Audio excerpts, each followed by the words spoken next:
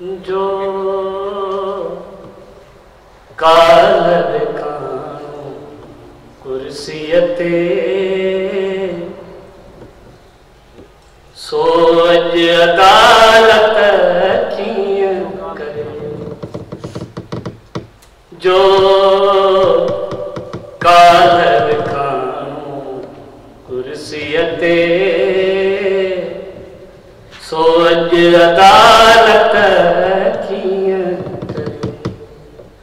ऐं तूं कंहिं खां थो इंसाफ़ घुरी ही शोम सखावत कीअं करे। जो पाप करे थो पेट भरे सो कंहिंखे बख़्शे कीअं भला। जो पाप करे थो पेट भरे सो कंहिंखे बख़्शे कीअं भला। जंहिं खाधो माल यतीमन जो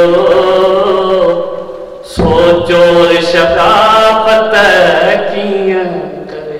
बुलंद सवाब।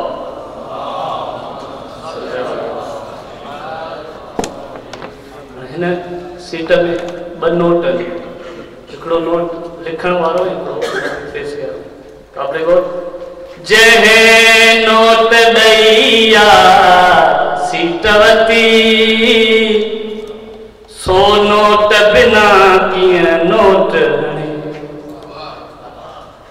जंहिं नोट ॾई आ सीट वती सो नोट बिना कीअं नोट हणे।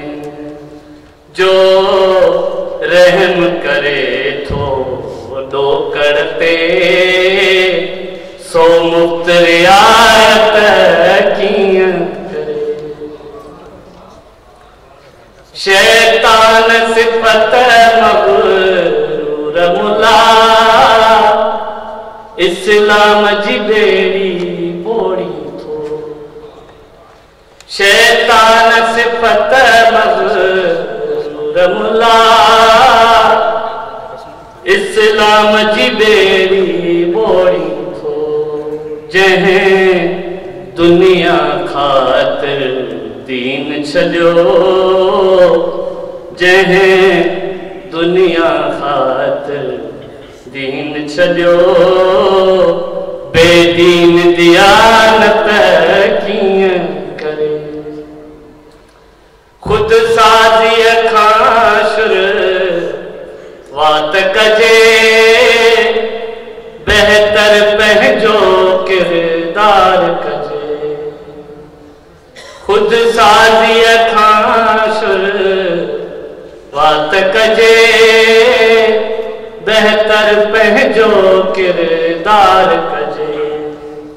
जो पाण हुजे खुद अणपूरो जो पाण हुजे खुद अणपूरो सो ॿियनि खे हिदायत कीअं करे।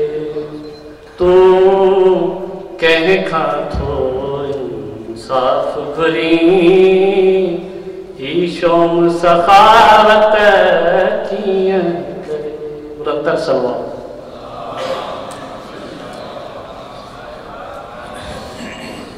माशाअल्लाह। पर मोहम्मद